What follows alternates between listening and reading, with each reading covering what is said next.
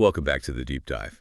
Today we're getting into a story that's, well, huge in its success, but just absolutely heartbreaking in how it ended. You know the track, Slow Motion?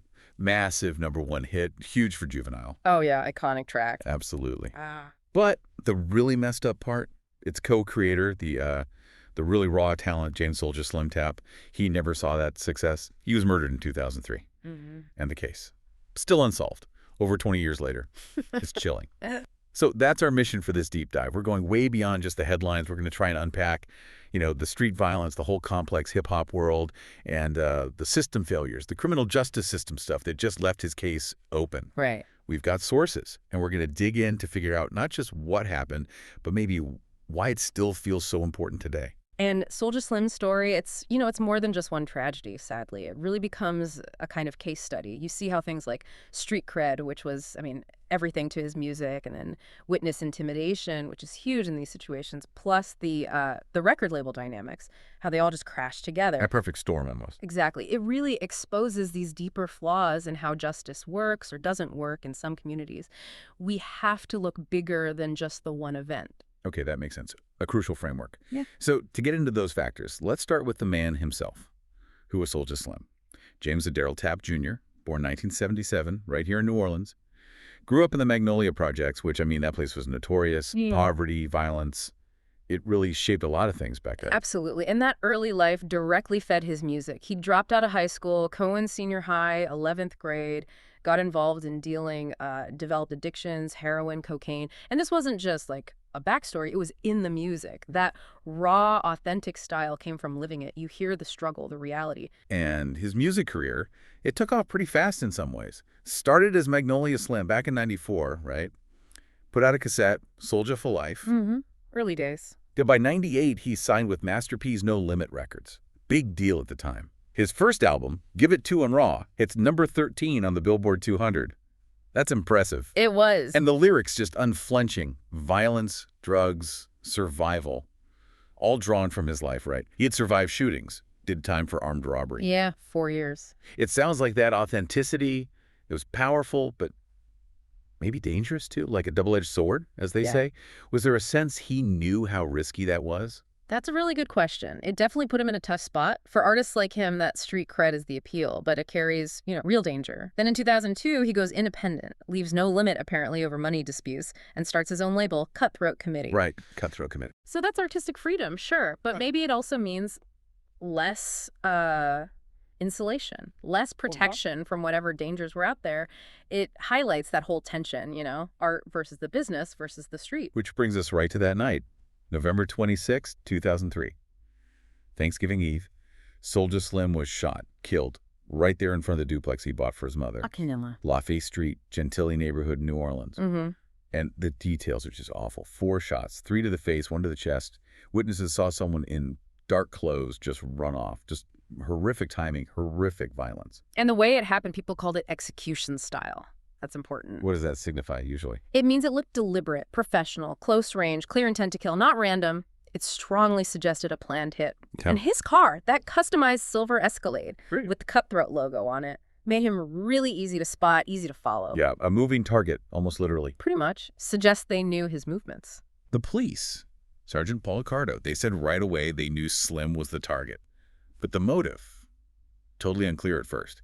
But then things moved pretty quickly, didn't they? An arrest was made by New Year's Eve. Right, December 31st, 2003. Police arrested a 22-year-old guy, Garrell Smith, known as Jigga, and the evidence initially looked pretty strong. Okay, what did they have? Well, ballistics, for one. They found a .40 caliber Glock on Smith. The bullets from that gun matched the ones that killed Soulja Slim. Wow, okay.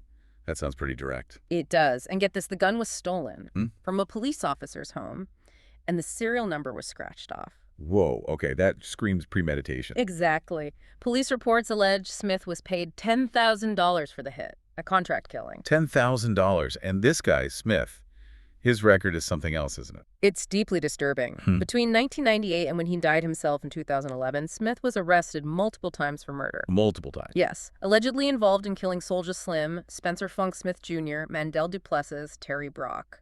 But he was never convicted. Not once. How is that even possible? Multiple murder arrests, ballistics match.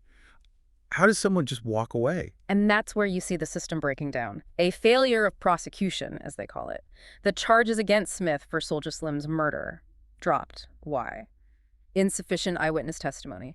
Nobody would testify. Wouldn't talk. Wouldn't talk. Yeah. And that points straight to the fear, the witness intimidation, the street code, don't snitch, don't cooperate with police. It comes from distrust, sure, but also genuine fear of retaliation. It basically paralyzed the case. Man. So even with the gun, without a witness saying, I saw him do it, nothing. Exactly. It crippled the prosecution's ability to move forward. And investigators thought Smith wasn't working alone, right? There was an alleged accomplice. Correct. They identified another man, Stephen Kennedy, also from New Orleans, believed he was involved with Smith in this $10,000 hit, and they linked it, again, to a dispute involving rival record labels. Okay, so Kennedy, what happened with him?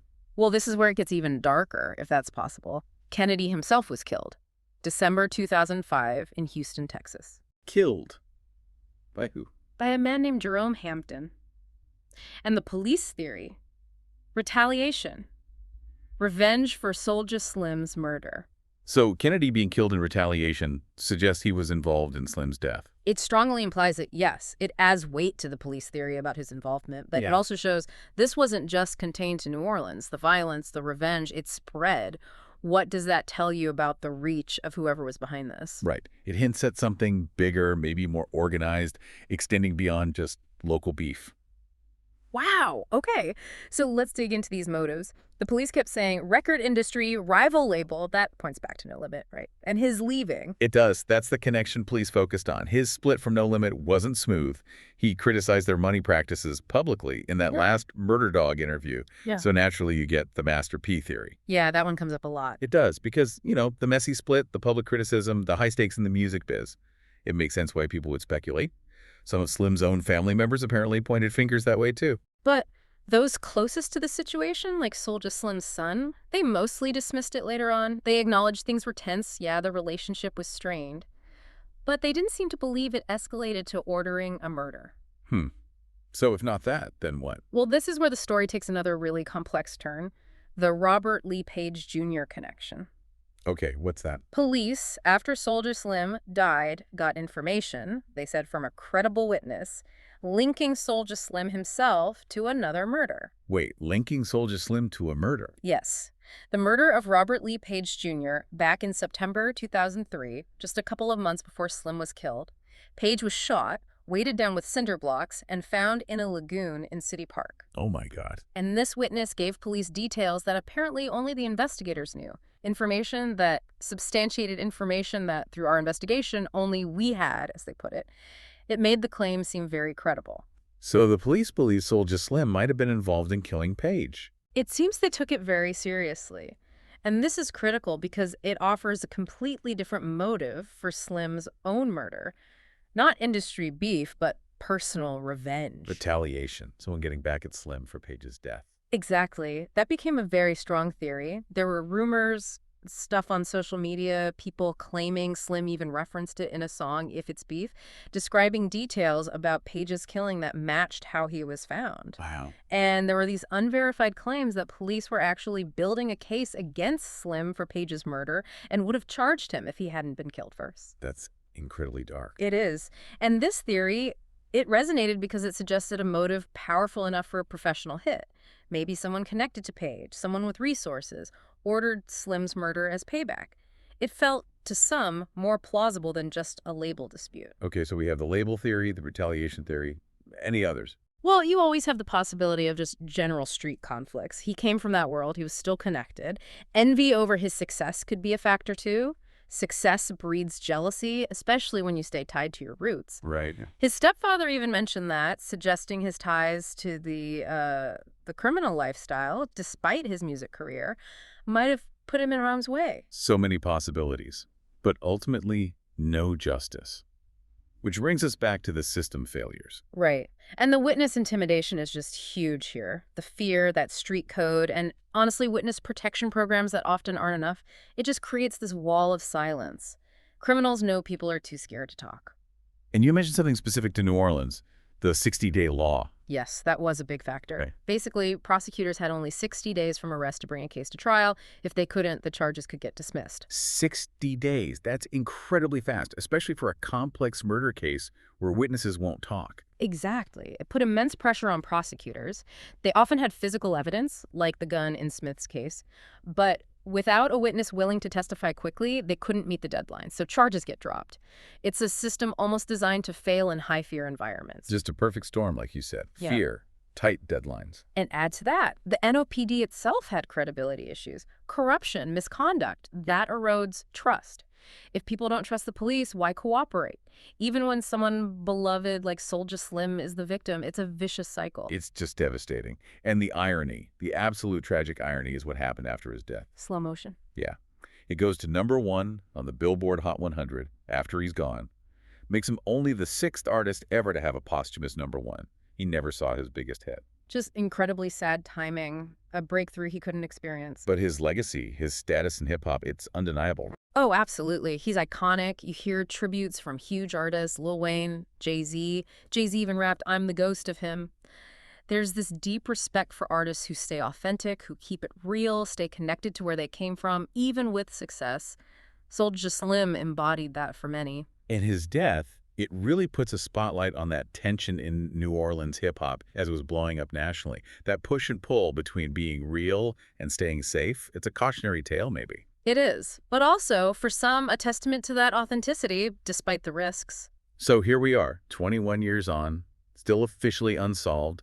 Both main suspects, Smith and Kennedy, are dead. Well, Killed themselves, seemingly by street justice. right, which is another layer of tragedy. The legal system fails, and violence just breeds more violence. The official record remains incomplete. And people are still talking about it. Documentaries, podcasts like this. There's still this need for answers. And looking broadly, his case really underscores lessons for law enforcement, doesn't it? The absolute need for better witness protection, for building community trust, for understanding how these worlds, music, street life intersect.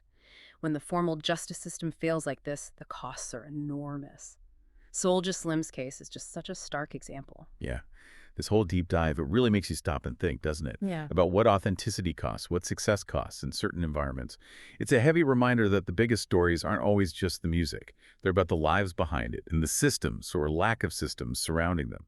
So 21 years later, Soulja Slim's murder is still this haunting question mark. And it really forces you to ask, what does justice even mean when the official ways fail? And what responsibility do we have, maybe as a society, to protect people who rise out of tough places but don't want to just leave them behind?